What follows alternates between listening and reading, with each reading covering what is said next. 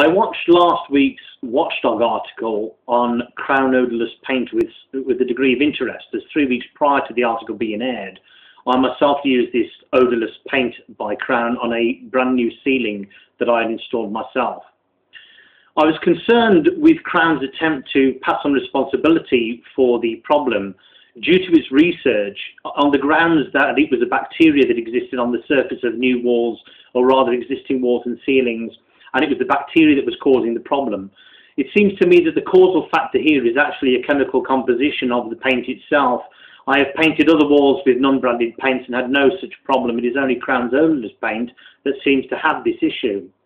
I used brand new 12mm plasterboard with 3mm of skimming plaster, fresh skimming plaster, on top of which, when dry, I applied 3 coats of silk emulsion to prime that plaster. So this was a brand new, clean surface. Everything smelt fine and was fresh and clean until I put 1 coat of Crown's odourless paint onto that silk emulsion primer, and the room smelt in a way that I can only describe as rotting flesh, as if a body had been left in the room for several months. I then put 2 coats of primer on top of the Crown product, and the smell went away. Just to test this issue, I then applied 1 further coat of Crown's odourless paint to the 5th coat of primer onto that ceiling, and the stench returned. I've since had to use a non-branded neutral emulsion on that ceiling, and I've had no problems with it since.